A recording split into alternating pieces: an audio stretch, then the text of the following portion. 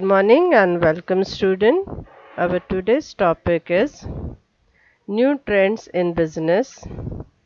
So as per our syllabus or pattern of this subject, it is a third part from the first chapter. Okay. So what new trends emerge in business? ये देखो, you may have learned in 11th 12th economics. क्या हुआ था? बताओ. 1991 industrial policy क्या आया था? कुछ याद आ रहा है? यस. 1991 को कौन सा इंडस्ट्रियल पॉलिसी आया था? Yes students. एन. यस. किसी को याद नहीं आ रहा है? न्यू इकोनॉमिक पॉलिसी, इसको नीप बोलते थे, है ना? तो गवर्नमेंट ने नीप या न्यू इकोनॉमिक पॉलिसी 1991 में अनाउंस किया था या फिर इंट्रोड्यूस किया था या फिर एक्सेप्ट किया था. And according to this policy ये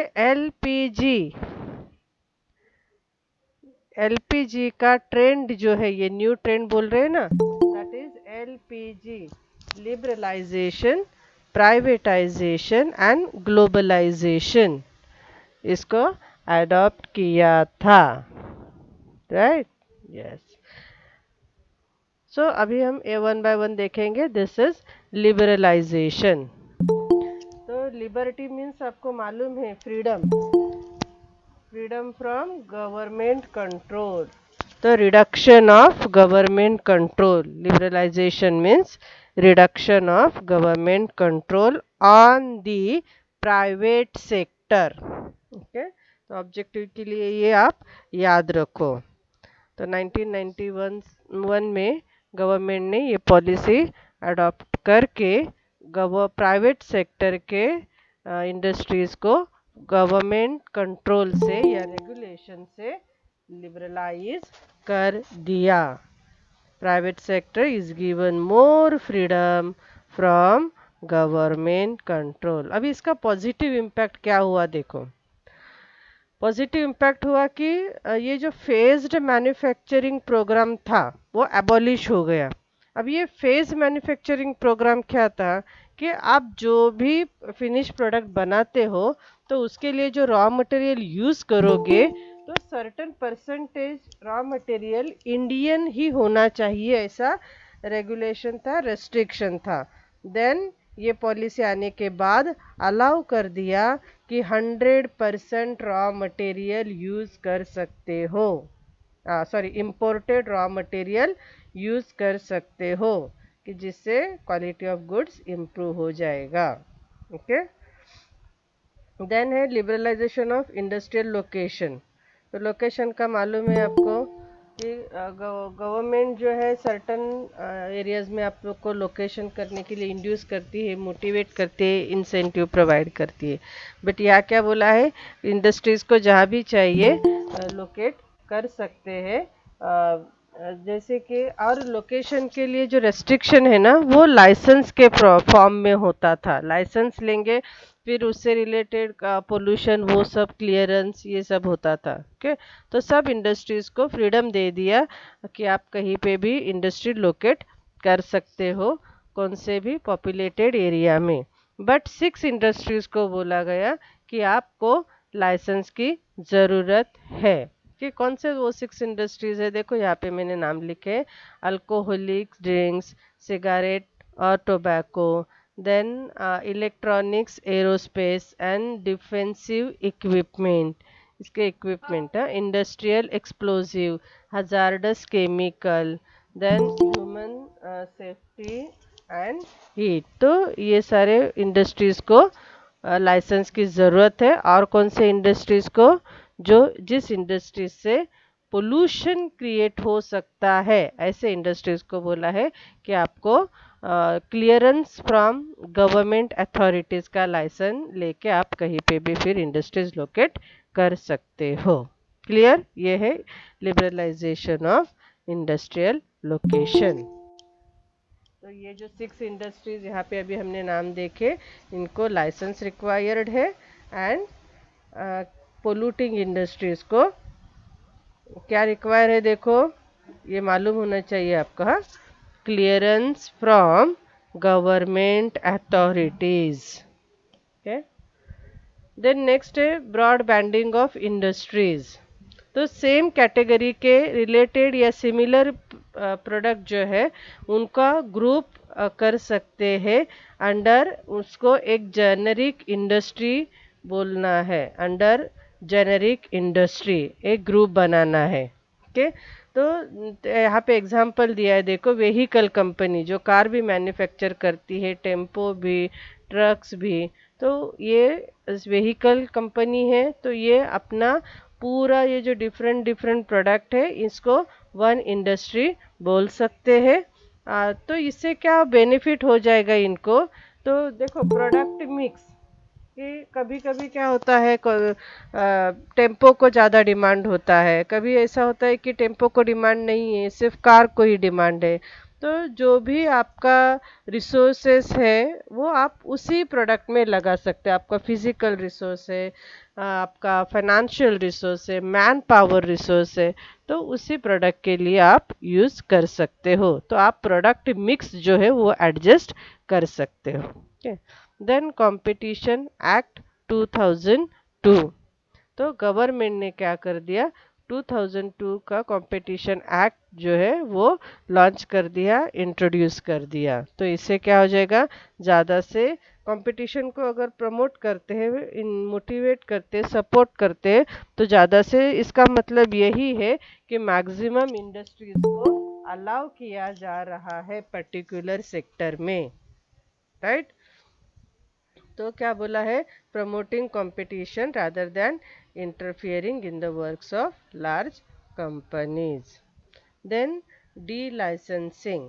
D licensing means what, yes, तो वही कि ये जो 6 इंडस्ट्रीज को अभी हमने जो देखा कि उनको लाइसेंस की रिक्वायर्ड है, ज़रूरत है, ऐसा बोला है ना।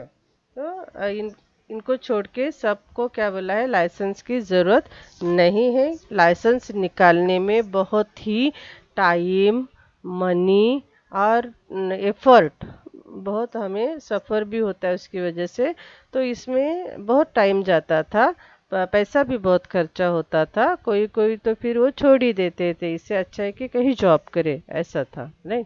तो क्या बोला है कि अभी लाइसेंस की ज़रूरत नहीं है। तो जो बिजनेस सेटअप करना चाहते हैं वो अपना प्रोडक्टिव एक्टिविटीज़ पे कंसंट्रेट कर सकते हैं। तो ये सारे बेनिफिट है लिबरलाइजेशन के। ना निगेटिव इम्पैक्ट क्या हो गया, देखो फेज मैन्युफैक्चरिंग अलाउ कर दिया कि आप फेज फेज मैन्युफैक्चरिंग रिमूव कर दिया, राइट। तो रिमूव होने की वजह से क्या हो गया कि लोगों को ऑब्वियसली इम्पोर्टेड प्रोडक्ट ही, रॉ मटेरियल या स्पेयर पार्ट इम्पोर्टेड प्रोडक्ट ही पसंद करते थे, क्योंकि क्वालिटी प्रोडक्ट तो फिनिश प्रोडक्ट प्रोड्यूस करना है।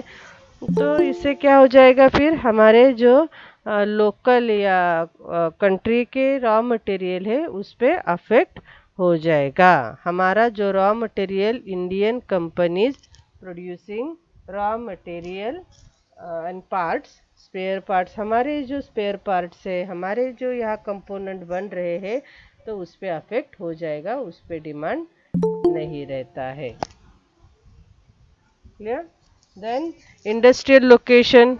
ऑब्वियसली इंडस्ट्रियल लोकेशन का अगर आपको लिबर्टी दे दिया गया, तो मोस्ट बिजनेस पीपल का चॉइस क्या रहेगा, कहाँ पे उनको इंडस्ट्री सेटअप करना है, वही जहाँ पे, यस, कहाँ पे इंडस्ट्री सेटअप करने का चॉइस रहेगा इंडस्ट्रियलिस्ट का, अगर उनको लिबर्टी देते हैं। वो बैकवर्ड एरियाज में जाएंगे क्या, जहाँ पे कोई इंफ्रास्ट्रक्चर फैसिलिटी अवेलेबल नहीं है ना, पूरा ज़ीरो लेवल से उनको अवेलेबल करना पड़ेगा, तो कौन सा पसंद करेंगे, यस, ज्योति, सलीम, रश्मा, रामशा, यस, अंजलि, उनको क्या चाहिए, सिटीज, यस, अर्बन सिटीज, इनको अर्बन सिटीज में ही करेंगे। तो इससे अफेक्ट क्या हो जाएगा, ये बैकवर्ड एरियाज का डेवलपमेंट जो है वो अफेक्ट हो जाएगा। देन नेक्स्ट क्या बोला है, ब्रॉड बैंडिंग ऑफ इंडस्ट्रीज। अगर सेम टाइप के इंडस्ट्रीज का ग्रुप बना गया, ब्रॉड बैंडिंग बन गया, तो वही जो उनके रिसोर्सेस है, तो वो एक जगह पे डिमांड है, दूसरी जगह पे नहीं है, वहाँ के रिसोर्स वहाँ यूज़ करेंगे।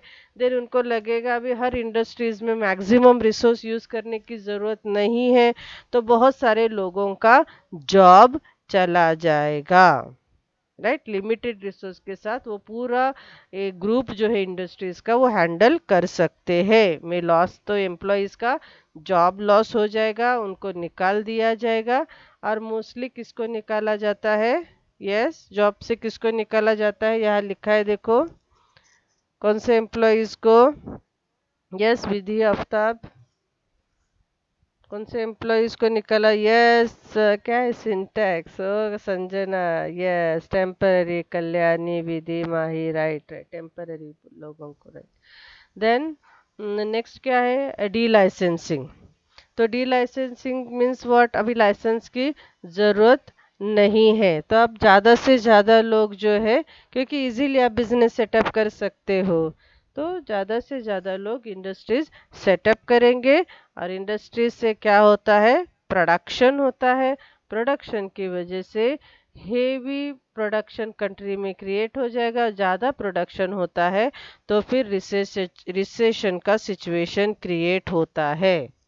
Recession means what, maximum product, और कस्टमर का कस्टमर को भी नहीं चाहिए ना एक्सेस प्रोडक्ट, तो कस्टमर का परचेसिंग कैपेसिटी भी नहीं होता है उतना। ओके, तो प्रॉब्लम ऑफ डी लाइसेंसिंग का है, क्या प्रॉब्लम है कि रिसेशन भी क्रिएट हो सकता है। और क्या बोला है, वो टाइम पे देखो 91 में पॉलिसी लॉन्च हुआ था, और रिसेशन देखो 96 और 2003, तो ये पीरियड में रिसेशन ऑकर हुआ था।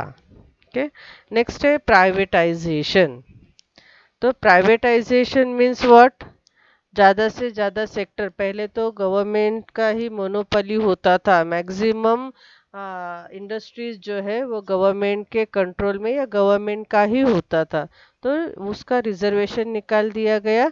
और डिसइन्वेस्टमेंट ऑफ पब्लिक सेक्टर में अदर इन्वेस्टमेंट को अलाउ कर दिया। पब्लिक सेक्टर मीन्स वही गवर्नमेंट ऑर्गेनाइजेशन, तो गवर्नमेंट ऑर्गेनाइजेशन है तो गवर्नमेंट ने क्या किया, प्राइवेट पार्टीज को भी अलाउ कर दिया। यस राजेश, लाइक रेलवेज, तो रेलवे तो अभी भी मोनोपोली ही है, गवर्नमेंट का रेलवे है, एयरवेज में भी था, तो उसमें भी प्राइवेट डी रिजर्वेशन कर दिया है ना। बहुत सारे क्या बोलेंगे, शॉर्ट या स्मॉल बिजनेस ऑर्गेनाइजेशन को भी प्रोटेक्शन दिया गया था, वो भी डी रिजर्व कर दिया। ओके, तो देखो अभी पॉजिटिव इम्पैक्ट क्या है उसका, डी रिजर्वेशन का बेनिफिट क्या है, तो गवर्नमेंट रिजर्व कर दिया।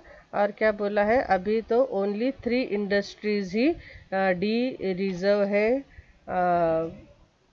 पब्लिक सेक्टर के लिए, रेलवे, एटॉमिक एनर्जी, और एक नहीं लिखा मैंने, तो क्या बोला है यहाँ पे देखो, डी रिजर्वेशन की वजह से क्या था, क्या हो गया, जो प्राइवेट सेक्टर को एंट्री मिल गया, जो पहले सिर्फ पब्लिक सेक्टर के लिए ही रिजर्व था।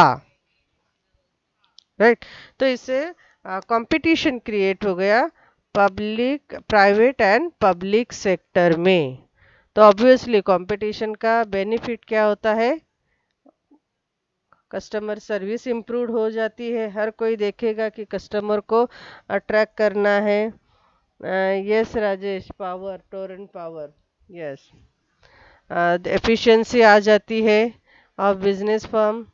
एफिशिएंसी का कल हमने फॉर इक्वेशन बताया था, किसको एफिशिएंसी बोलते हैं, यस, याद है आपको, एफिशिएंसी किसको बोलते हैं, यस स्टूडेंट, यस्टरडे हमने बताया था रिटर्न्स टू कॉस्ट। ओके, तो डिसइन्वेस्टमेंट आपको समझ में आ गया। तो गवर्नमेंट का पब्लिक सेक्टर मीन्स पूरा इन्वेस्टमेंट गवर्नमेंट का होता था। अभी डिसइन्वेस्टमेंट मतलब जो पूरा था उसको अभी पार्ट कर दिया। Means selling government share holding जो पब्लिक सेक्टर में था, किसको सेल कर दिया? देखो यहाँ पे गवर्नमेंट के शेयर्स किसको सेल कर दिए? यस, एफिशिएंसी मतलब काम करने की क्षमता नहीं बच्चों। Efficiency means returns to cost. Maximum returns आना चाहिए as compare to expenses incurred. हाँ, ओके बच्चे। Ansari, private party, Pravesh, Puja, Sanjana, Monika, Suresh. Yes, very good.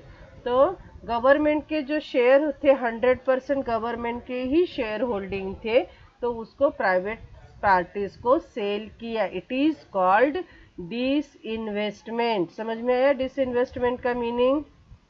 तो देखो अगेन गवर्नमेंट सेक्टर में प्राइवेट पार्टीज का इन्वेस्टमेंट आ गया तो क्या हो गया? देखो सर्विस इम्प्रूव हो गया, परफॉर्मेंस इम्प्रूव हो गया, पॉलिटिकल इंटरफियरेंस अभी कम रहेगा। गवर्नमेंट इंडस्ट्रीज मतलब वही पॉलिटिकल इंटरफियरेंस, बट अभी प्राइवेट पार्टीज भी आ गया है।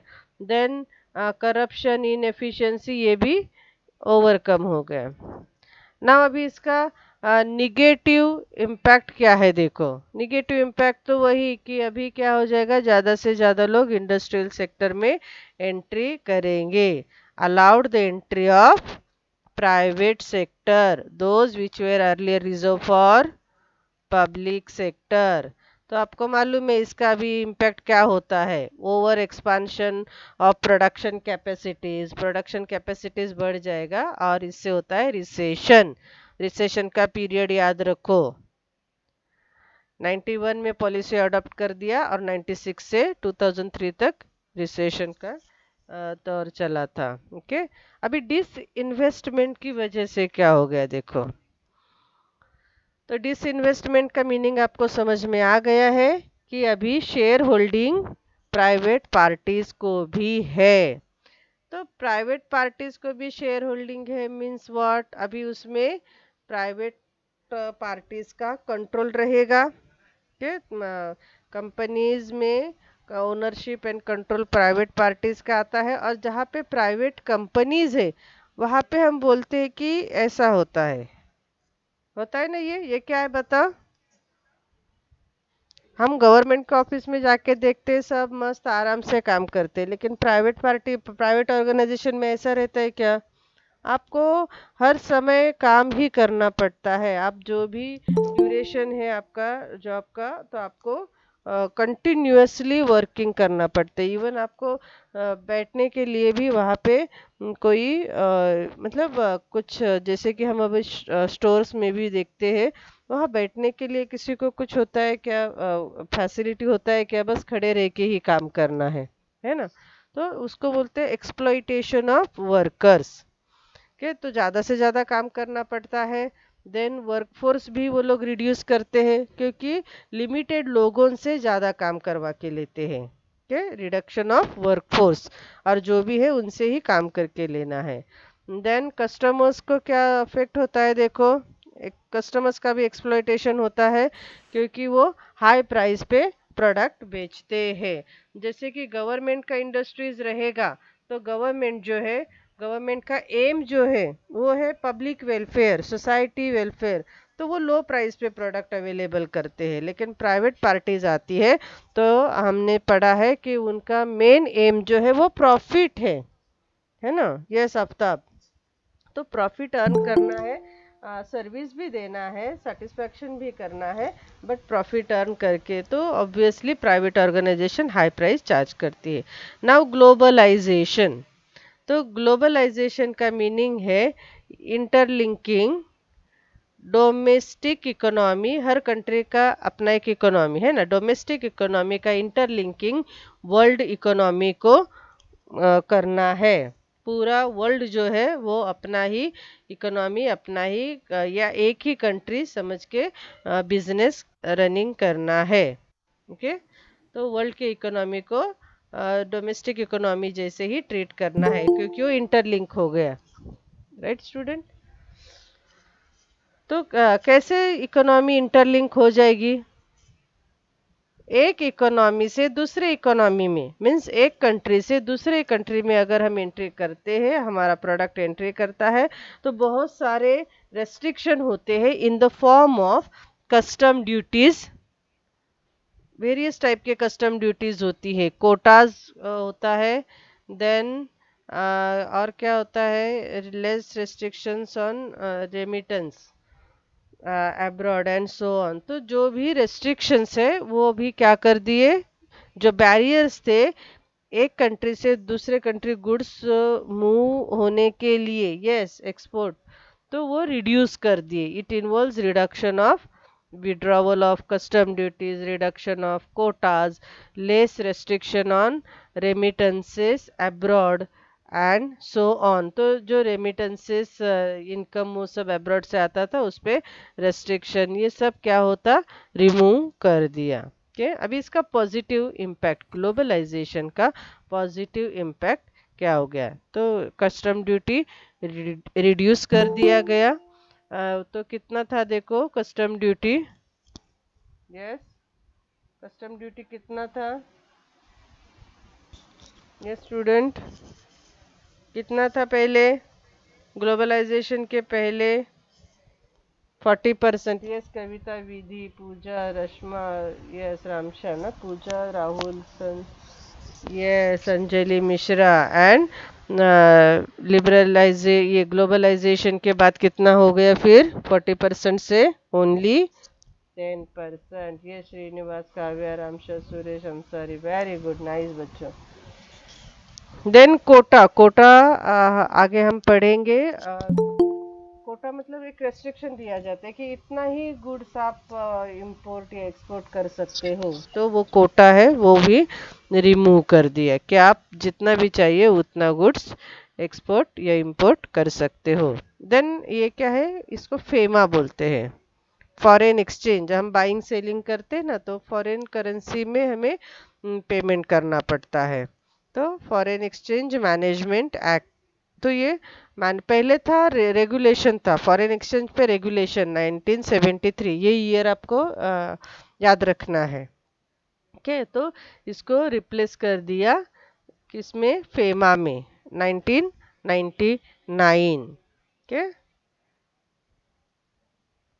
तो फेमा ने क्या कर दिया देखो, raising of fund by Indian companies from abroad, current account transaction, NRI, holding property by NRI, then holding of property by National Indian Board। so ये सारे ट्रांजैक्शंस जो है वो फेमा की वजह से वो मैनेजमेंट करते हैं ना फॉरेन एक्सचेंज का, तो क्या हो गया, ये क्या देखो इजियर हो गए हैं। Okay, then foreign investment. Okay, तो फॉरेन इन्वेस्टमेंट जिसको हम एफडीआई बोलते हैं, फॉरेन डायरेक्ट इन्वेस्टमेंट बोलते हैं, तो वो भी लिबरलाइज कर दिया, उस पे भी रेस्ट्रिक्शन था, तो वो भी रिमूव नहीं रिड्यूस कर दिया, सर्टन सेक्टर में रिमूव कर दिया है, सर्टन सेक्टर में रिड्यूस कर दिया है। ओके, तो क्या बोला है, 100% किस में अलाउ है फॉरेन इन्वेस्टमेंट,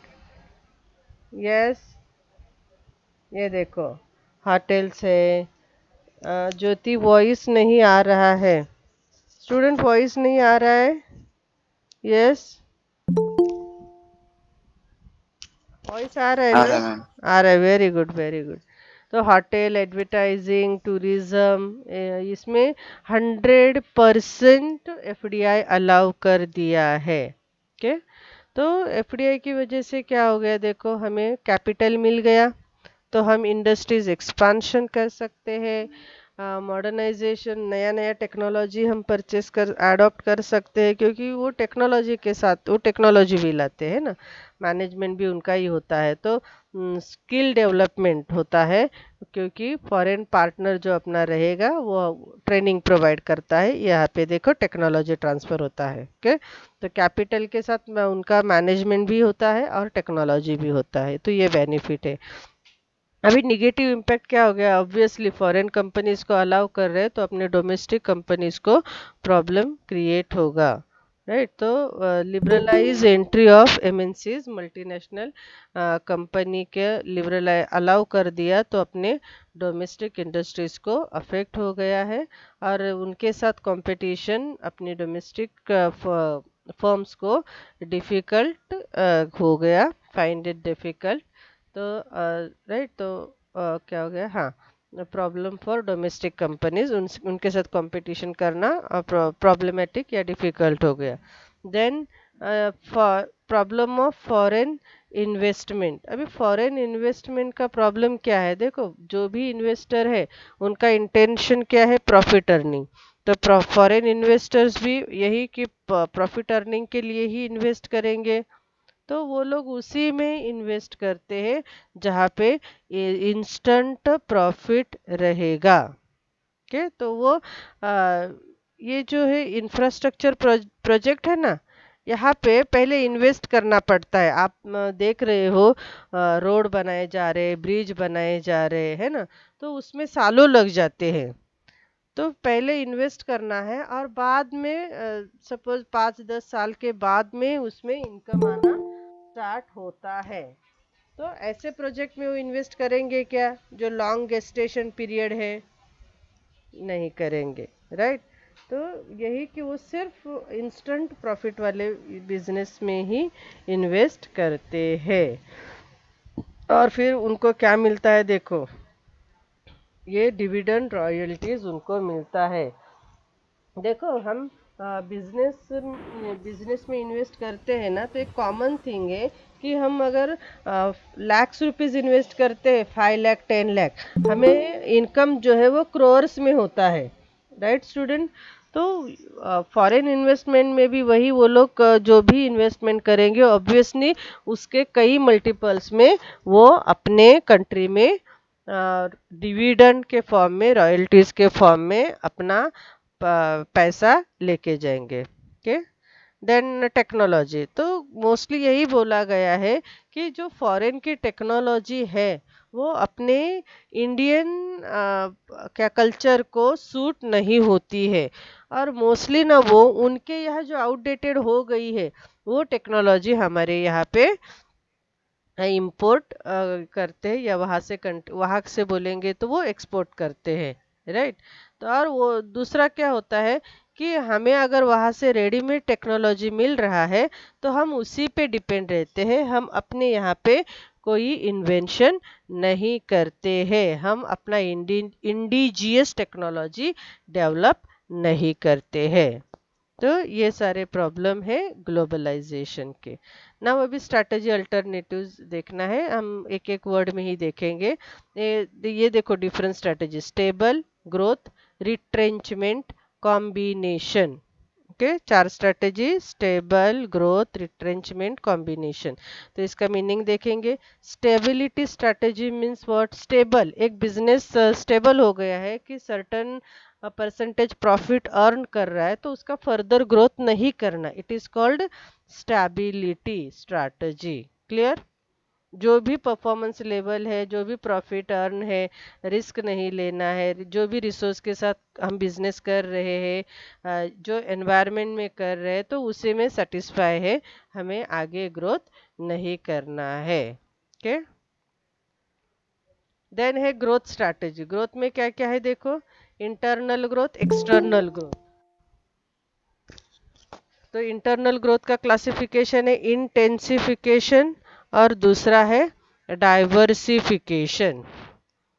तो intensification means what, with in existing business, आपका जो बिजनेस आपने स्टार्ट किया है, ग्रोथ स्टेबिलिटी में क्या कर दिया, उसका ग्रोथ नहीं कर रहे हो, है ना, तो अभी क्या बोला है, ग्रोथ स्ट्रेटेजी में क्या है, आप ग्रोथ करते हो लेकिन दो फॉर्म का ग्रोथ है। इंटेंसिफिकेशन, आपका एग्जिस्टिंग बिजनेस के रिलेटेड ही ग्रोथ करो। डाइवर्सिफिकेशन, टोटल डाइवर्सिफाई, टोटली अलग। तो यस्टरडे हमने ये पॉइंट देखा है, मार्केट पेनिट्रेशन करो, दूसरा है मार्केट डेवलपमेंट करो, नए मार्केट में एंट्री करो, या फिर प्रोडक्ट डेवलप करो, नया नया प्रोडक्ट मार्केट में लॉन्च करो। Okay, then diversification. तो डाइवर्सिफिकेशन भी एक क्या बोला है, it is a one type of internal growth strategy. तो हम अगर न्यू प्रोडक्ट लाइन में एंट्री करते हैं, यहाँ हमने बोला ना प्रोडक्ट डेवलपमेंट, नया प्रोडक्ट, तो ये भी डाइवर्सिफिकेशन ही होता है। तो देखो क्या क्या है डाइवर्सिफिकेशन के टाइप। वर्टिकल डाइवर्सिफिकेशन, तो वर्टिकल लाइन देखो ऐसा होता है, आ गया ना। तो ये मैंने ऊपर से नीचे किया है, लेकिन ये टू वे का भी हो सकता है ना, ऊपर से नीचे या फिर नीचे से ऊपर। तो अगर ऊपर से नीचे आ रहा है तो इसको हम बोलेंगे फॉरवर्ड, फॉरवर्ड इंटीग्रेशन। तो फॉरवर्ड किसको बोलते हैं, देखो क्लॉथ मैन्युफैक्चरर है, कपड़ा बना रहा है, कपड़े का आगे जाके कोई दूसरा जो है वो रेडीमेड गारमेंट बनाएगा ना, तो क्लॉथ मैन्युफैक्चरर ही रेडीमेड गारमेंट के बिजनेस में आ जाता है। मैम शॉर्टली एक बार बता दो ना राजेश, ये बता दूं क्या। यस, इंटेंसिफिकेशन वाला। ओके देखो, मार्केट पेनिट्रेशन, पेनिट्रेशन मतलब क्या, एग्जिस्टिंग मार्केट में एक अग्रेसिव प्रमोशन करके और मार्केट शेयर बढ़ाना, है ना। तो हम एग्जिस्टिंग मार्केट में, आपका सपोज 40% मार्केट शेयर है किसी मार्केट में, और 60% तो कस्टमर दूसरे प्रोडक्ट ले रहे हैं, राइट। तो वो 60% के लिए ट्राई करो, तो आप अग्रेसिव प्रमोशन करोगे, मैक्सिमम प्रमोशन के सोर्सेस है वो यूज करोगे। ओके, तो देखो जो नॉन यूजर है आपके प्रोडक्ट के, उनको प्रोडक्ट बेचने को बोलोगे। जो यूजर ऑफ कॉम्पिटिंग ब्रांड के, आपका जो कॉम्पिटिटर ब्रांड है उसके यूजर है, उसको भी बोलोगे कि हमारा ही प्रोडक्ट परचेस करो। क्लियर, ये हो गया market penetration, selling existing product to existing market. हमारा प्रोडक्ट जो है सिर्फ 40% ही पर्टिकुलर मार्केट में परचेस किए जा रहे हैं, तो हमारा मार्केट शेयर 40% है। तो 60% कौन है, नॉन यूजर है या यूजर ऑफ कॉम्पिटिंग ब्रांड है, तो उनको भी आपको इंड्यूस करना है, मोटिवेट करना है। Then market development, development means नया मार्केट। आप लोकल मार्केट में प्रोडक्ट बेच रहे हो, तो रीजनल मार्केट में भी अभी एक्सपांड करो। रीजनल मार्केट में बेच रहे हो, नेशनल मार्केट में एक्सपांशन करो, एंट्री करो। नेशनल मार्केट में पूरे कंट्री में आपका प्रोडक्ट है, आप अक्रॉस द कंट्री जाओ, it is called market development. Next है प्रोडक्ट डेवलपमेंट। तो प्रोडक्ट का भी मैंने बताया, अभी आप लोकल एक प्रोडक्ट जो भी आपका लॉन्च किया है, जैसे कि हम बोलेंगे टाटा इंडस्ट्रीज, तो उन्होंने स्टील में लॉन्च किया था, राइट। देन वो व्हीकल में एंट्री कर दिया, नया नया प्रोडक्ट में एंट्री करते हैं। देन फूड इंडस्ट्रीज में एंट्री कर दिया, देन सर्विस सेक्टर में एंट्री कर दिया, देन एजुकेशन सेक्टर में, ऐसे बहुत सारे नए हॉस्पिटल सेक्टर में, तो नए नए प्रोडक्ट वो लोग लॉन्च कर रहे हैं, प्रोडक्ट और सर्विस। तो इसको क्या बोलते हैं, प्रोडक्ट का डेवलपमेंट। ओके, तो डाइवर्सिफिकेशन, नया रिलेटेड अनरिलेटेड स्टार्ट करना। आपका एक अभी का प्रोडक्ट है, अभी दूसरा स्टार्ट कर रहे हो, उसको आप डाइवर्सिफिकेशन भी बोलते हैं। इसीलिए क्या बोला, ये प्रोडक्ट डेवलपमेंट डाइवर्सिफिकेशन हो सकता है, होता ही है ना। इंटेंसिफिकेशन एग्जिस्टिंग बिजनेस रिलेटेड, और डाइवर्सिफिकेशन नए नए बिजनेस। क्लियर,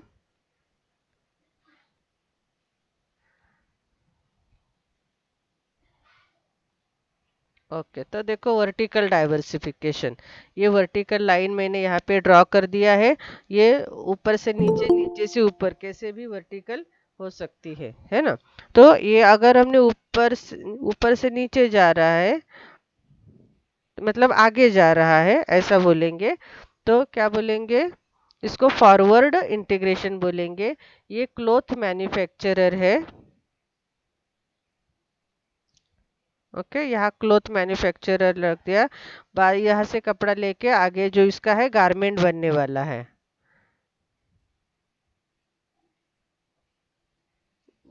चलो, नहीं आ रहा है राइटिंग प्रॉपर, है ना, जाने दो, ज़्यादा एफर्ट नहीं करना चाहिए। हम इसको सिर्फ लिखते हैं गारमेंट, जी लिखते हैं। ओके, क्लॉथ मैन्युफैक्चरर है, वो क्लॉथ सेल करता है। तो नेक्स्ट मैन्युफैक्चरर उससे क्लॉथ परचेस करके गारमेंट बनाता है। लेकिन ये क्लॉथ मैन्युफैक्चर ही सोचता है कि मैं गारमेंट बिजनेस भी करूंगा। तो ये डाइवर्सिफाई कर रहा है अपना बिजनेस, उसका काम सिर्फ क्लॉथ मैन्युफैक्चरिंग था। वो डाइवर्सिफाई करना चाहता है बिजनेस, दूसरा बिजनेस स्टार्ट करना चाहता है। तो सेम बिजनेस से ही रिलेटेड कर रहा है ना, वो थोड़ी इलेक्ट्रॉनिक में जा रहा है। तो इसको बोलेंगे फॉरवर्ड इंटीग्रेशन। और सपोज कोई गारमेंट वाला है, वो गारमेंट ही करता है, रेडीमेड गारमेंट बनाता है, क्लॉथ बाहर से परचेस करता है, वो सोचेगा मैं नहीं, अभी मैं भी क्लॉथ मैन्युफैक्चरिंग करता हूँ। तो ये क्या हो रहा है, पीछे जा रहा है। It is called backward integration. समझ में आया? Backward, yes Priyanka, very good. ये देखो बैकवर्ड, रेडीमेड गारमेंट मैन्युफैक्चरर में स्टार्ट क्लॉथ मैन्युफैक्चरिंग। यस, तो ये बैकवर्ड इंटीग्रेशन हो गया। अभी ये हॉरिजॉन्टल, हॉरिजॉन्टल अभी आपको समझ में आ गया है ना। हॉरिजॉन्टल लाइन कैसा है, ऐसा होता है। तो इसमें हम क्या बोलेंगे, मे बी जी सेम लेवल का आप बिजनेस स्टार्ट करो, जैसे कि टेक्नोलॉजी, आप जैसे आपका सपोज एसी मैन्युफैक्चरिंग का बिजनेस है, तो एसी कूलिंग का है, तो कूलिंग और किस में लगता है। यस, सिंटैक्स गेमिंग, डाउट है क्या, डाउट है बच्चा? यस, बिजनेस में आवाज नहीं आ रहा है, आवाज नहीं आ रहा है। कोई डायरेक्ट अभी बिजनेस स्टार्ट कर रहा है, क्लोथ खुद बना रहे हैं और गारमेंट भी, तो वो क्या रहेगा? अभी वो स्टार्टिंग का बिजनेस है ना, हमारा पॉइंट क्या है, अभी हमने एक बिजनेस स्टार्ट कर दिया, कोई तो एक स्टार्ट कर दिया है, तो आगे जाने वाले हैं या पीछे जाने वाले हैं, राइट। या तो हम रेडीमेड गारमेंट का बिजनेस है हमारा, राइट। और अभी हम सोच रहे हैं कि क्लॉथ मैन्युफैक्चरिंग में जाएंगे। समझ में आ रहा है? हाँ। तू क्या बोल रहा है, दोनों एक साथ स्टार्ट कर दिए, तो हाँ। आप आगे क्या कर रहे हो, हमें क्या देखना है, ये आपका एग्जिस्टिंग बिजनेस हो गया, आप ग्रोथ कर रहे हो या नहीं, नहीं करते हो तो स्टेबिलिटी। ठीक है। क्लियर? हाँ मैम, क्लियर। Okay okay. तो देखो अभी ये हॉरिजॉन्टल डाइवर्सिफिकेशन सेम लेवल का, अभी मैंने क्या एग्जांपल दिया था, एसी, हाँ, एसी मैन्युफैक्चरर है, राइट। तो उसका टेक्नोलॉजी क्या है, कूलिंग, कूलिंग टेक्नोलॉजी है। तो फिर वो कूलिंग टेक्नोलॉजी जहाँ यूज हो सके ऐसा और भी प्रोडक्ट मैन्युफैक्चर कर सकता है। Yes, cooler, very good, cooler भी मैन्युफैक्चर कर सकता है। और क्या है? यस, फ्रिज है, फ्रिज भी मैन्युफैक्चर कर सकता है। तो सेम टेक्नोलॉजी रिलेटेड, राइट, या फिर सेम फंक्शन रिलेटेड, तो ऐसा बिजनेस स्टार्ट करना, it is called horizontal diversification. Clear बच्चा? तो अपने current line of business related ही, या फिर हम बोलेंगे इलेक्ट्रॉनिक प्रोडक्ट है, जैसे एलजी बोलते हैं, एलजी है ना, इलेक्ट्रॉनिक प्रोडक्ट है। तो एक एक करके और इलेक्ट्रॉनिक प्रोडक्ट वो मार्केट में लाते हैं। यस अविनाश, रामशा, अविनाश, यस, ये see, washing machine, yes washing machine है, वेरी गुड। तो जैसे कि अभी हम मोबाइल कंपनी है, तो उनका विजुअल या इम्पैक्ट वाला है, तो वो लोग टीवी में आ सकते, टीवी मैन्युफैक्चर करते हैं, है ना, क्योंकि एक टेक्नोलॉजी है ना, उनसे वही टेक्नोलॉजी यूज करके दूसरा टेक्नोलॉजी लाना है। यस विधि ज्योति, हाँ। तो current line of business related, इसको क्या बोलते हैं, हॉरिजॉन्टल डाइवर्सिफिकेशन। तो देखो यहाँ पे बोला है रेफ्रिजरेटर एयर कंडीशन में जा सकता है, ट्रक मैन्युफैक्चर व्हीकल कर रहा है तो वो कार भी मैन्युफैक्चरिंग करने का यूनिट सेटअप कर सकता है। ओके। देन क्या बोला है, कॉन्सेंट्रिक डाइवर्सिफिकेशन। अभी कंसंट्रेशन करना है, आपका जो प्रोडक्ट है उससे रिलेटेड ही आपको दूसरा बिजनेस स्टार्ट करना है। तो पहले एग्जांपल देखो फिर आपको समझ में आ जाएगा। कार डीलर है तो वो कार डीलर मतलब कार सेलिंग का काम है उसका। अभी आपके एरिया में भी बहुत car dealer, two wheeler dealer है, और आपको मालूम है कि वो लोग फाइनेंस भी प्रोवाइड करना स्टार्ट कर दिए हैं, है ना। तो कार डीलर का उसका इंटेंशन है कि उसको वो सेल करना है, कार सेल करना है। लेकिन सेल करने के लिए लोग तभी आ जाएंगे जब लोगों के पास पैसा रहेगा, पूरा पैसा रहेगा, राइट। तो उन्होंने फाइनेंस का बिजनेस स्टार्ट कर दिया। तो जिनके पास कैपेसिटी है, पैसा नहीं है बट कैपेसिटी है, ऐसे लोग फिर जाके कार परचेस करेंगे, इनके कस्टमर बनेंगे। ओके, ये समझ में आ गया। तो इसको क्या बोलते हैं, कॉन्सेंट्रिक डाइवर्सिफिकेशन। आपका जो प्रोडक्ट है, आपका जो बिजनेस है, उससे रिलेटेड ही वो प्रोडक्ट को सेल करना, है ना, मार्केट का अवेलेबल करके देना, उससे रिलेटेड ही बिजनेस स्टार्ट करना, इसको बोलते हैं कॉन्सेंट्रिक। के आईटी सॉफ्टवेयर कंपनी है, वो इंटरनेट का बिजनेस भी कर रहे हैं, तो रिलेटेड ही आ गया। क्लियर। देन अभी ये इससे अपोजिट रहेगा, कॉन्ग्लोमरेट। कॉन्ग्लोमरेट जैसे हमने अभी टाटा का एग्जांपल दिया था, बहुत सारे अनरिलेटेड बिजनेस स्टार्ट किए, रिलायंस है, टाटा है, most most of the companies जो लार्ज कंपनीज है वो वही अनरिलेटेड बिजनेस में एंट्री करती है, जैसे कि बजाज है, बिरला है ना। तो यहाँ पे टाटा का एग्जांपल दिया, कॉन्ग्लोमरेट टोटली अनरिलेटेड। तो देखो टाटास का क्या बोला उन्होंने, ओवर 100 कंपनीज ऑपरेट होती है उनका, एंड 32 कंपनीज पब्लिक लिस्टेड है।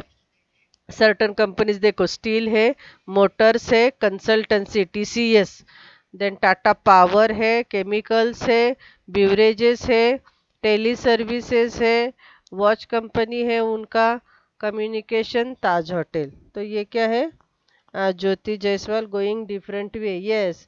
अंजलि मिश्रा, महिंद्रा। महिंद्रा और किस में है, यस महिंद्रा व्हीकल में है, ट्रैक्टर में है।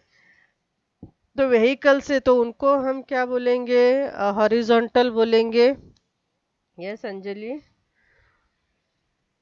राइट। सेम टेक्नोलॉजी, व्हीकल वाले ही वो नए नए प्रोडक्ट व्हीकल में ही, हेवी व्हीकल, लाइट व्हीकल ऐसा प्रोड्यूस कर रहे हैं ना, एक ही टेक्नोलॉजी यूज करके।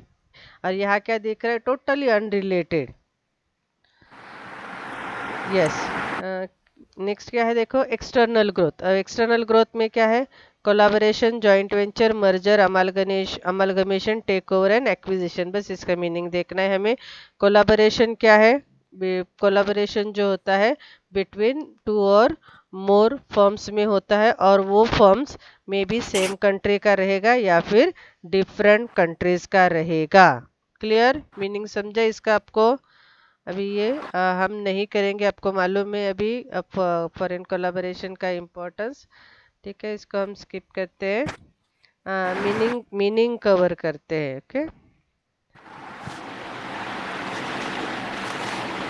यस, किसी का स्पीकर अनम्यूट हो गया है, यस। राजेश क्या बोल रहा है, kind of meeting between companies. Collaboration मतलब दो या दो से ज़्यादा कंपनी मिलके काम करती है। ओके। देन मर्जर, मर्जर भी क्या है, कॉम्बिनेशन ऑफ टू और मोर फर्म्स और कंपनीज। तो मर्जर होता है मीन्स व्हाट, तीन चार कंपनी का मर्जर होगा और उसमें से एक ही कंपनी एग्जिस्ट करेगी और अदर कंपनीज को सीज किया जाएगा, मतलब उनका एग्जिस्टेंस सीज किया जाएगा, इसको मर्जर बोलते हैं। एग्जांपल देखो यहाँ पे, ऑडी। ऑडी आपको मालूम है, नाम लेते ही आपको दिमाग में आ गया होगा कि ये प्रेस्टिजियस कार कंपनी है, तो इसका जो साइन है वो 4 रिंग का है। ओके, इसका जो साइन आपको मालूम है, लोगो 4 रिंग है ना। यस, आरजे ने क्या बोला है समझ में नहीं आया ना। तो देखो 4 रिंग, तो 4 रिंग जो है ये इसका लोगो है। तो ये 4 कंट्रीज का साइन है। 4 कार कंपनीज मिलके मर्ज हो गया है और उन्होंने ऑडी, उसमें से एक ऑडी था तो ऑडी एग्जिस्ट किया और बाकी सब सीज टू एग्जिस्ट। ओके, अब ये मर्जर का रीज़न हमें ज़रूरत नहीं है। अमालगमेशन भी क्या है? प्रोसेस ऑफ कंबाइनिंग 2 और मोर companies and a new company is created. Amalgamation के रीज़न है, नॉट नेसेसरी। ठीक है, टेक ओवर, तो टेक ओवर आपको मालूम है। Yes, 2 companies equal to 1 company. Yes, more than 2 companies equal to 1 company. 5 company, 6 company. Yes, करण, कितने भी कंपनीज बट एक ही कंपनीज, उसमें से ही एक, दूसरा नहीं, वो सबका एक कर दिया और दूसरा कंपनी किया, ऐसा नहीं, उसमें से एक। ओके, टेक ओवर मालूम है, मार्केट से टेक ओवर किया जाता है, शेयर परचेज किया जाता है, that is called takeover. हमारे पास मोर देन 50% शेयर आ गए तो उस कंपनी का टेक ओवर कर दिया। और acquire means what? Acquire, purchase कर दिया। तो परचेज कैसे करते हैं आपको मालूम है? नेगोशिएशन करके, बातचीत करके। कोई कंपनी बोलती है कि हमें अभी कंपनी रन करना इम्पॉसिबल हो रहा है, हमारा मैनेजमेंट ठीक नहीं है, फाइनेंशियल कंडीशन ठीक नहीं है, तो किसी और को फिर वो नेगोशिएशन से खुद ही वो लोग दे देते हैं चलाने के लिए। यस, तो उसको एक्विजिशन बोलते हैं। ठीक है, देखो, negotiated, open market, takeover. Okay, then देखो यहाँ पे है रिट्रेंचमेंट। रिट्रेंचमेंट मतलब वही रिड्यूस करना, अलग करना। अब ये कौन से फॉर्म में करते हैं? देखो, डिवेस्टमेंट। डिवेस्ट करना मीन्स ये देखो, dropping some of the product, market या फंक्शन। हमने बहुत सारे बिजनेस स्टार्ट कर दिए हैं। अभी किसी ने तो हमें क्वेश्चन, राजेश ने शायद पूछा था कि हमारा गारमेंट का भी बिजनेस है, हमारा क्लोथ मैन्युफैक्चरिंग का भी बिजनेस है, ऐसे बहुत सारे हम स्टार्ट कर देते हैं ना। तो बाद में पता चलता है कि गारमेंट में अच्छा चल रहा है हमारा और क्लॉथ में जा रहे हैं तो थोड़ा प्रॉफिट मार्जिन पे असर हो रहा है, तो वो फिर आप प्रोडक्ट ड्रॉप कर दोगे, आप वो सेल कर दोगे। कि डिवेस्ट करना मतलब उसमें का हमने जो इन्वेस्ट किया था उसको निकाल लेना, वो एक बंद कर देना। ओके, या तो मार्केट, हमारा पूरा थाना डिस्ट्रिक्ट में हमारा प्रोडक्ट अवेलेबल है, फिर हम सोचेंगे नहीं, फिर कल्याण में अवेलेबल नहीं करना चाहिए, कल्याण में इतना मार्केट नहीं है, तो एक मार्केट का ड्रॉप कर देना। क्लियर? एक तो कोई हमारे बहुत सारे फंक्शन हम कर रहे हैं तो उसमें से कोई फंक्शन ड्रॉप करना, इट इज कॉल्ड डिवेस्टमेंट।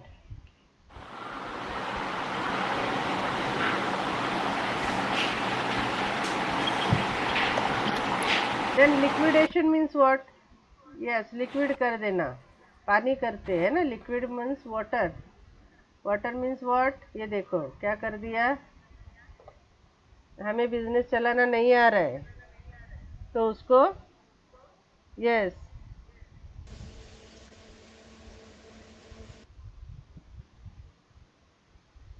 अच्छा, सूरम मस्ती कर रहा है। बच्चों ऐसा मत करो, देखो हम लोग नेटवर्क के साथ काम कर रहे हैं तो सर्टन बच्चों को बहुत प्रॉब्लम होता है। ओके, हम जब ऑफलाइन मिलेंगे तो पूरा मस्ती करेंगे, ठीक है, अभी मत करो। ओके, यहाँ पे अटेंशन दे, देखो, लिक्विडेशन। लिक्विडेशन मतलब पूरा जो एंटायर बिजनेस जो है लॉस में चल रहा है तो आप क्या करोगे, उसको सेल करोगे और उससे जो फंड रियलाइज्ड होगा, कोई दूसरा बिजनेस, हमें पता चल गया कि ये बिजनेस हमें चलाने को नहीं आ रहा है, यस, कन्वर्टेड इनटू कैश, पूरा सेल कर देना। ओके, और वो दूसरे बिजनेस में पैसा लगाना, इट इज कॉल्ड लिक्विडेशन। और कौन सा था हमारा? डिवेस्टमेंट। डिवेस्टमेंट में क्या होता था? यस, डिवेस्टमेंट में क्या होता था? कोई तो एक यूनिट सेल सेल करो आप, या तो बंद करो, कोई मार्केट बंद करो, कोई प्रोडक्ट मैन्युफैक्चरिंग, बहुत सारे प्रोडक्ट आप मैन्युफैक्चर कर रहे हो तो उसको बंद करो। ओके, नाउ रिस्ट्रक्चर, अपने बिजनेस का रिस्ट्रक्चर करना है, रीऑर्गेनाइज करना है। तो कैसे हो सकता है? Merger and takeover. तो मर्जर एंड टेक ओवर से आपका पूरा पोर्टफोलियो बदल जाता है, राइट? ये अभी आपको मालूम है, हॉरिजॉन्टल कॉन्ग्लोमरेट, ये टेक ओवर हो गया। देन पोर्टफोलियो को रिस्ट्रक्चर करना है, बिजनेस रिस्ट्रक्चर करना है। कैसे होता है? आप नया डिवीजन या प्लांट परचेस करो तो आपका पोर्टफोलियो बढ़ जाएगा, या फिर सेल करो कोई प्लांट एंड डिवीजन, डिवेस्टिट्यूचर मतलब सेल करना, प्लांट एंड डिवीजन सेल करो, आपका पोर्टफोलियो बदल जाता है। सेल हो गया मतलब निकल गया। डीमर्जर, मर्जर के अपोजिट, आपने मर्ज किया था, अभी आपको क्या करना है?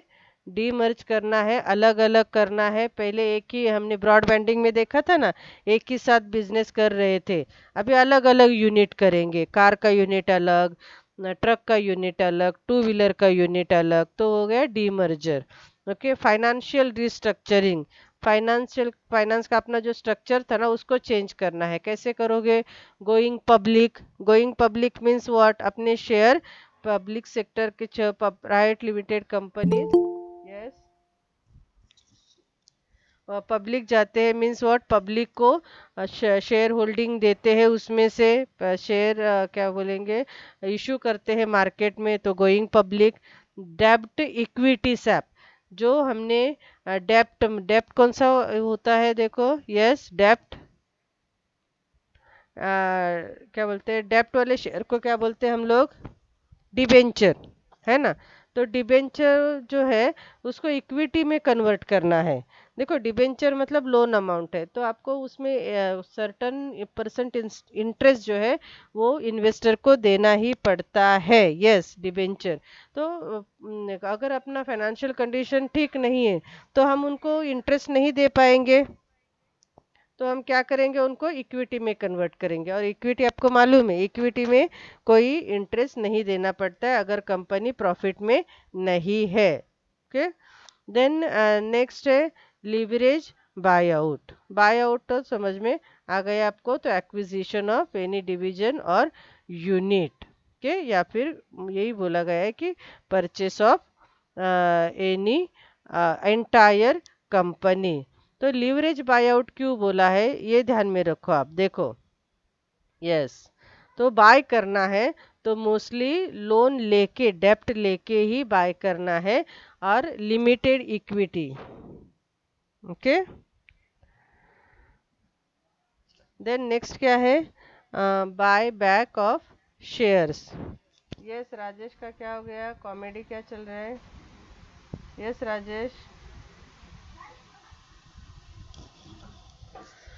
Okay, buyback of share means what? अपने शेयर्स मार्केट में अवेलेबल है, और अभी कोई आउटसाइडर अगर उसको परचेस करेगा तो क्या हो जाएगा? उसको अपने कंपनी का कंट्रोल मिलेगा, तो हम ही हमारे शेयर मार्केट से बाय बैक करेंगे। ओके, अभी ऑर्गेनाइजेशन का रिस्ट्रक्चर कैसे करना है? Regrouping of business. तो वही जो हमारा डिफरेंट डिफरेंट यूनिट है उनका हमें ग्रुप करना है। जैसे कार का मैन्युफैक्चरिंग का यूनिट है, वो कॉमेडी नहीं, किडिंग, अच्छा अच्छा, तो कार मैन्युफैक्चरिंग है, ट्रक मैन्युफैक्चरिंग है, ट्रैक्टर मैन्युफैक्चरिंग है, तो इन सब का रीग्रुपिंग करना, तो हम ये क्या हो जाएगा, सबको प्रॉपर फोकस कर पाएंगे, तो इफेक्टिवली फंक्शन करेंगे। देन यहाँ पे क्या है देखो, री इंजीनियरिंग करना है, किसको? बिजनेस प्रोसेस को। ओके, री इंजीनियरिंग करना क्योंकि इम्प्रूवमेंट करना है इन परफॉर्मेंस बाय रीडिज़ाइनिंग। हम जो प्रोसेस कर रहे हैं हमारे प्रोडक्ट प्रोडक्शन के लिए, या फिर हमारा डिस्ट्रीब्यूशन है, तो उसका जो भी प्रोसेस है वे है, तो लगता है कि कोई तो प्रोसेस प्रॉपर नहीं फंक्शन हो रहा है, कोई तो स्टेप्स प्रॉपर फंक्शनिंग नहीं कर रहा है, या अननेसेसरी है, वेस्टेज हो रहा है वहाँ पे ज़्यादा, तो आप री इंजीनियरिंग करो, फिर से रीडिज़ाइन करो। देन नेक्स्ट है डाउन साइजिंग। देखो इन सब का मीनिंग आपको आना चाहिए। डाउन साइज, साइज डाउन करना किसका, ये देखो किसका साइज डाउन करना है। यस स्टूडेंट, किसका साइज डाउन करना है, मैन पावर का। जो भी मैन पावर था अभी उसको आप रिड्यूस करो। कैसे करोगे, उनको वीआरएस स्कीम दोगे या और कोई स्कीम रहेगा तो वो दोगे। वीआरएस मतलब वॉलेंटरी रिटायरमेंट।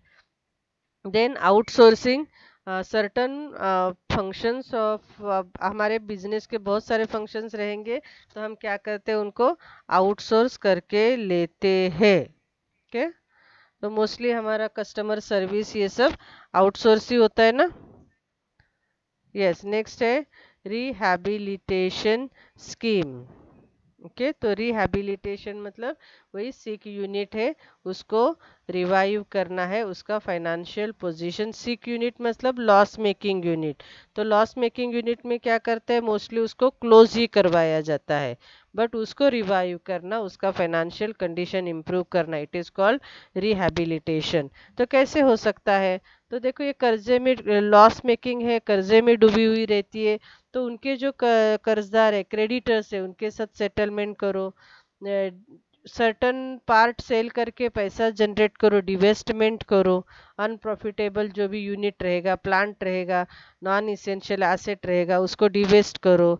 देन अपना जो खर्चा हो रहा है ना, उस पे स्ट्रिक्ट कंट्रोल, प्रॉपर सुपरविजन, कहाँ पे खर्चा हो रहा है, कौन बीच बीच में पैसे लेके चाय पानी नाश्ता कर रहा है, वो सब आपको ध्यान में रखना है। Okay, then streamlining of operation, हमारे जो भी एक्टिविटीज़ है तो वो एक लाइन में लेके आओ कि जिसकी वजह से आपको उनमें कंट्रोल करना पॉसिबल होगा। देन कहीं से तो और कैपिटल ऑर्गेनाइज करना पड़ेगा, और पैसे की ज़रूरत रहेगी, फंड की ज़रूरत रहेगी, तो आप या तो राइट इशू करो, टर्म लोन ले लो फाइनेंशियल इंस्टीट्यूशन या फिर कहीं और से। ओके, देन अदर स्कीम क्या है, देखो ये मैन पावर रिडक्शन करना है, कॉम्पिटेंट मैनेजमेंट लाना है, प्रोडक्ट मार्केट स्ट्रैटेजी रिफॉर्मुलेट करना है, देन एमआईएस ऑर्गेनाइजेशन स्ट्रक्चर, ये जो मैनेजमेंट का सिस्टम है इसमें इम्प्रूव करना है। ओके, नाउ लास्ट टॉपिक है, देखो turn around strategy. Turn around मतलब क्या, यस टर्न अराउंड का मीनिंग क्या है बताओ। बस एक लास्ट टॉपिक है प्रियंका, हो गया। Turn around means what, yes, yes transformation. किसका ट्रांसफॉर्मेशन करना है, यस, किसका ट्रांसफॉर्मेशन करना है, loss making. Yes Rajesh, loss making को प्रॉफिट में ट्रांसफर करना है। आई थिंक ये सब की जरूरत नहीं है, आपको टर्न अराउंड का मीनिंग समझा सफिशिएंट है।